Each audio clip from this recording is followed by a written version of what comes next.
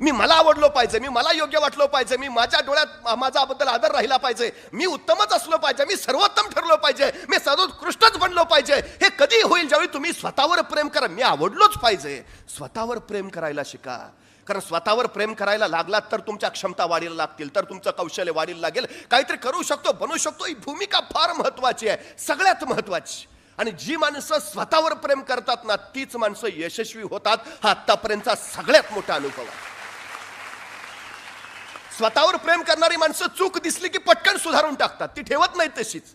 आपल्यात कुठली चूक दिसताच कामा नये याच्याकडे त्यांचा सगळ्यात मोठा कल असतो. आपण कुठल्या क्षेत्रात कमी असताच कामा नये याच्याकडे त्यांचं बारीक लक्ष असतं. आपण इतरांच्या तुलनेत उत्तमच असलो पाहिजे याच्याकडे त्यांचं बारकाईनं लक्ष असतं. ते स्वतःला सातत्यानं घडवत राहतात. ही सगळ्यात महत्वाची गोष्ट आहे. त्यामुळे पहिल्यांदा स्वतःची ओळख करून घ्यायची असेल तर स्वतःवर प्रेम करायला शिका.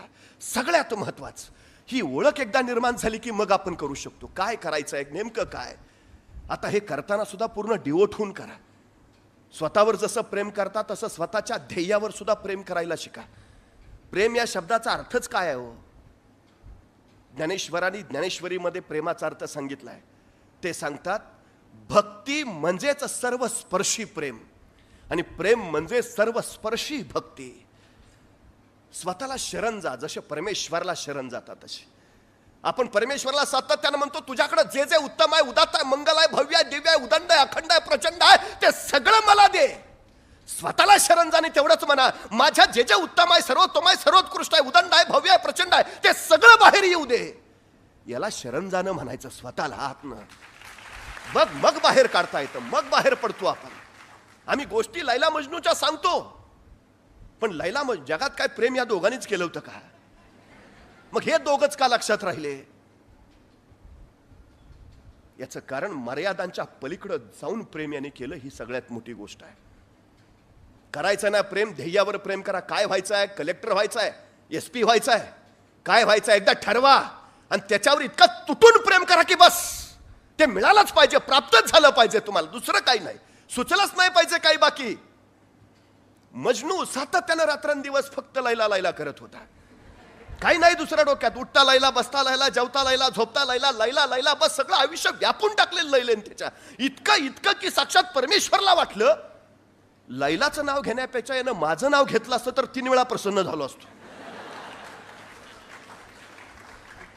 पण याच्या डोक्यात देवाचं नाव नाही, याच्या डोक्यात परमेश्वराचं ध्यान नाही, त्याला फक्त लैला. शेवटी परमेश्वर म्हणले याला एकदा बघावं तरी. असला भक्त आमच्या वाट्याला नाही कधी आला.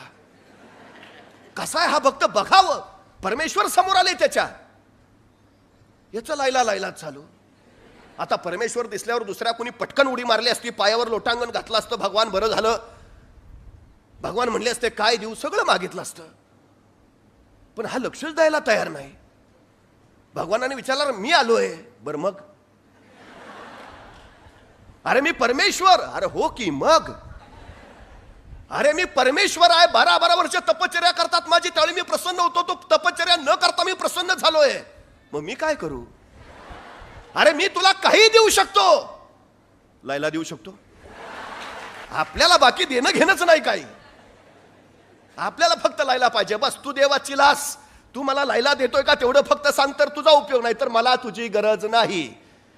मला कलेक्टर व्हायचंय, मला SP व्हायचंय, मला काय हवंय, मला ते देणारं जे जे असेल ते सगळं मला हवंय. बस मला बाकी काही कळत नाही. माझं हे पुस्तक मला SP ला द्या, ते नकोय मला. हे ह्या क्षेत्रात गरज आहे मला. अभ्यास महत्वाचा आहे, निरीक्षण महत्वाचं आहे, परीक्षण महत्वाचं आहे, सल्ला महत्वाचा आहे, संवाद महत्वाचा आहे, वाद संवाद महत्वाचा आहे, गरजेचं आहे. का? माझं ध्येय निश्चित आहे, मला व्हायचं आहे बस. त्याच्यासाठी जे जे उपयोगी आहे, जे जे महत्वाचं आहे ते सारं मला हवंय. दुसरीकडे माझं लक्ष नाही. हे मजनू पण ज्यावेळी तुमच्या उरात ठसेल का नाही, त्यावेळी लैला मिळेल. ती ध्येयाची लैला असेल, ती यशाची लैला असेल. आम्हाला ते मिळवता आलं पाहिजे. सगळ्यात महत्वाचं आहे, ते सगळ्यात गरजेची गोष्ट आहे. इतर जे काही देतात त्याच्यापेक्षा थोडं अधिक द्यायला शिका. इतर जे काही करतात त्याच्यापेक्षा काही अधिक करायला शिका. इतर जण जेवढा अभ्यास करतात त्याच्यापेक्षा थोडा अधिक करायला शिका. इतरांचा व्यासंग जेवढा असतो त्याच्या कैक पटणं थोडा अधिक करायला शिका. इतरांना जे यश मिळालं नाही ते तुम्हाला थोडं अधिक मिळेल, कारण तुम्ही त्यांच्यापेक्षा काही अधिक केलं आहे. ही सगळ्यात महत्वाची गोष्ट आहे.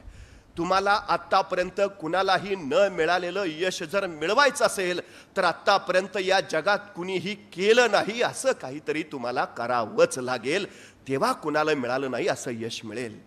सगळ्यात महत्त्वाची गोष्ट आहे ती, सगळ्यात झोकून देणं काम करणं, पूर्ण डिहोट होऊन काम करणं, या सगळ्या गोष्टी आहेत त्या महत्त्वाच्या. एका राजाला स्वतःची राजमुद्रा बनवायची होती. त्यांनी आपल्या नगरातल्या सगळ्या चित्रकारांना आवाहन केलं, माझ्या देशाची राजमुद्रा बनवायचंय, वाघाचं चित्र हवंय, जिवंत हुबेहूब वाटणारा वाघ जो मला चितारून देईल त्याला मी बक्षीस तर देईनच, पण या राज्याचा कला गुरु म्हणून त्याची नियुक्ती करीन. आणि त्याच्या नगरातनं हजारो चित्रकारांनी वाघाचं चित्र काढून पाठवलं. आता याची तपासणी कोणी करायची? एक वृद्ध कलागुरू होता, त्याला सांगितलं की यातला चांगलं चित्र शोधा जे राजमुद्रेसाठी आम्हाला घेता येईल. आणि मग या कलागुरूने एका प्रचंड मोठ्या दालनात आलेली ती सगळी वाघाची चित्र ठेवली आणि त्या कला दालनात स्वतःलाही 3 दिवस कोंडून घेतलं. 3 दिवसानंतर कलागुरू ज्यावेळी बाहेर आला, राजाने विचारलं, यातलं कुठलं चित्र निवडलं कलागुरू? आणि कलागुरू शांतपणे म्हणाले, यातलं कुठलंही चित्र योग्यतेचं नाही. अहो, उत्तम उत्तम चित्र आहेत, सर्वोत्तम चित्र आहेत, नजरला तर ते लगेच जाणवतात. आणि कलागुरू तुम्ही कसे म्हणता की यातलं एकही योग्यतेचं नाही? तुम्ही कशावरनं ठरवलं? त्यावेळी ते कलागुरू म्हणाले, 3 दिवस या सगळ्या चित्रांना मीही बघत राहिलो, मला सगळीच चित्र उत्तम वाटली, सगळी चित्र सर्वोत्तम वाटली, पण खरंच योग्यतेचं चित्र शोधायचं म्हणून या कला दालनामध्ये मी एका जिवंत वाघालाच सोडून दिलं. आणि हा जिवंत वाघ त्या वाघाची चित्र पाहत पाहत पुढे निघाला, पण यातल्या कुठल्याच चित्राजवळ हा वाघ थबकला नाही. यातल्या कुठल्या चित्राला बघून वाघानं डरकाळी फोडली नाही. यातल्या कुठल्याच वाघाच्या चित्राला बघून हा वाघ भ्याला नाही. यातल्या कुठल्याच चित्रातल्या वाघाची दहशत घेऊन वाघ पळाला नाही. ही सगळी चित्र बघून त्या वाघावर काही परिणामच नव्हता. याचा अर्थ प्रत्यक्ष हुबेहूब वाटावं अशा योग्यतेचं एकही चित्र नाही. राजा म्हटला, मग मला तर चित्र हवंय, राजमुद्रेसाठी मला गरजेचं आहे, या सगळ्यांचं योग्यतेचं नाही ना? आपण कलागुरू आहात, आपण अनुभव समृद्ध आहात, आपणच मला ते वाघाचं चित्र काढून द्या. कलागुरू म्हणले, नाही नाही ना, आता या वयात मला ते जमणार नाही, नाही मला हवंय, मला बाकी काही कळत नाही. कलागुरू म्हटले, त्यासाठी मला 3 वर्ष जंगलात जाऊन राहावं लागेल. 3 वर्ष एक वाघाचं चित्र काढायला 3 वर्ष जंगलात जाऊन? पर्याय नाही. राजाला सर्वोत्तम चित्र हवं होतं, त्यांनी कलागुरूंची मागणी मान्य केली आणि हा कलागुरू जंगलात गेला. 6 महिन्यानंतर राजाने आपल्या सैनिकांना पाठवलं, तो कलागुरू काय करतोय ते कला कधी बघा तरी. ते सैनिक जंगलामध्ये गेले तर हा वाघाच्या सगळ्या घोळक्यात बसून वाघांचं निरीक्षण करत होता. सैनिकांनी परत म्हणले, ते बसलाय वाघात. परत 6 महिने झाले. राजा म्हणला, जाऊन या त्या कलागुरूचं चित्र झालं का नाही बघून. परत गेले तर तो वाघासारखा डरखळ्या फोडायला लागलाय. सैनिक आले, परत म्हणले, तो आता डरखळ्या फोडतोय. 2 वर्ष झाली. राजा म्हटला, आता तरी जा बघा त्यांनी ते वाघाचं चित्र पूर्ण केलंय का नाही. सैनिक गेले तर त्या कलागुरूनं त्या सैनिकांकडे असं वाघासारखं बघितलं आणि असा गुरगुरला, ते सैनिक पळतच सुटले. ते वाघच झालाय म्हणे आता. राजा म्हणला, त्यांनी 3 वर्षाची मुदत मागवली, थांबू 3 वर्ष. शेवटी 3 वर्ष पूर्ण झाली. राजाने सैनिकाला सांगितलं, आता तो जा, 3 वर्ष संपली, त्यानं चित्र केलंय का ते बघा, चित्र केलं असलं तर घेऊन या, केलं नसलं तर त्याला सुद्धा घेऊन या, कसल्याही परिस्थितीत. सैनिक गेले. हा वाघासारखाच फिरत होता, सगळ्यांच्या खांद्यावर हात टाकून, डरकाळ्या फोडत गुरगुरत. शेवटी कसं बस त्या सैनिकांनी त्याला पकडलं, पकडून राजवाड्यात आणलं, राजापुढे उभा केलं, पूर्ण वाघासारखा. तर राजाकडे बघून सुद्धा ते गुरगुरायला लागला, फोडू का डरकाळी. राजाने त्याला सांगितलं, मला प्रत्यक्ष वाघ नको आहे, मला वाघाचं चित्र हवंय. ते झालं का? तसा तो कलागुरू म्हणला, 2 मिनिटात काढून देतो, त्याला काय. लगेच साहित्य मागवलं, 2 मिनिटात त्यांनी वाघाचं चित्र काढून दिलं लगेच. राजा म्हणला, याची योग्यता तपासूया. आणि मग एका जिवंत वाघाला त्याच्या चित्रापुढे आणलं गेलं. ते चित्र वाघाचं बघितलं आणि तो जिवंत वाघ प्रचंड मोठा संत आपला डरकाळी फोडली. त्यांनी परीक्षा झाली, चित्र पास झालं.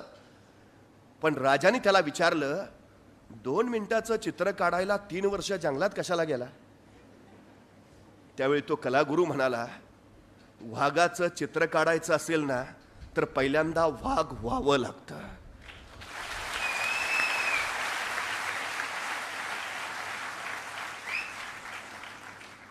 वाघ झाल्याशिवाय वाघ बनता येत नाही, वाघ बनल्याशिवाय वाघ दाखवता येत नाही, त्यात जिवंतपणाच उतरत नाही. त्याच्या श्वासाशी जोपर्यंत माझा ध्यास जोडला जात नाही तोपर्यंत मला वाघ चितारणं शक्य नाही. गेली 3 वर्ष मी जंगलामध्ये पूर्ण वाघ पुरता वाघ झालो, त्यावेळी 2 मिनिटात मला हा जिवंत वाघ चितारता आला. ध्येय ठरवलं ना, जंगलात जा, ते ध्येय तुम्हाला तिथं दिसेल. 3 वर्ष त्या ध्येयाच्या वाघाबरोबर राहा. अडचणी येतील, संकट येतील, कदाचित